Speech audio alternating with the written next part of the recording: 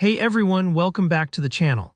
If you've ever found yourself squinting at tiny details or struggling to see the big picture in Figma, today's tutorial is going to be a game changer for you. We're going to look at exactly how to zoom in and out in Figma, an essential skill that'll make navigating your design smoother, faster, and way less stressful. By the end of this video, you'll know a couple of easy methods for zooming in and out, plus some tips to make workflow a breeze, especially if you're wrangling a project with tons of artboards or design elements. Alright, let's get started. The first thing you'll want to do is head up to the very top left corner of Figma's interface. You'll notice the Figma icon, which kind of looks like a cute, colorful F. Go ahead and click on that icon. When you do, a drop-down menu appears with a variety of options, but don't get overwhelmed. For zooming, what you're looking for is the option labeled View. Click on View, and that will open up a secondary menu with several ways to adjust your zoom, from preset percentages to options like Zoom to Fit. Here you can pick specific percentages, say 100% for a real-world view of your design, or zoom way out to see everything in your workspace at once. This is a precise way to control your view, and it's especially helpful if you want everything at an exact scale or if you're presenting your design to someone else. Now let's talk about a much quicker, more natural way to zoom, which is actually what I use almost every day. You don't even have to mess with menus for this one.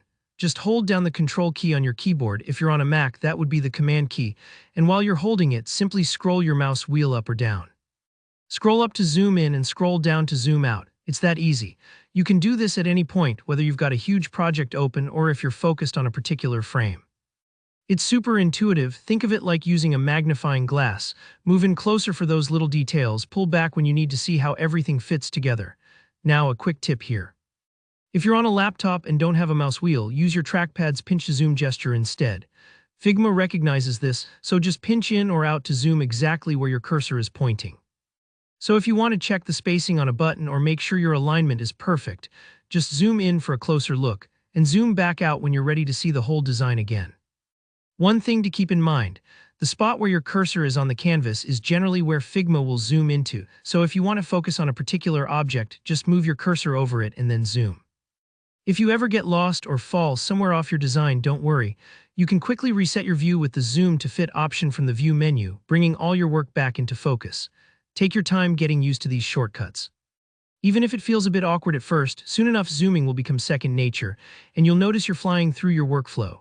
And remember, mastering these basics is what separates someone who's just dabbling in Figma from someone who feels confident navigating large, complex design projects.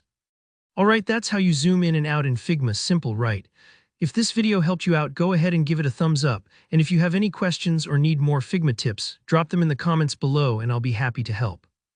Don't forget to subscribe for more easy-to-follow design tutorials. Thanks for watching and happy designing.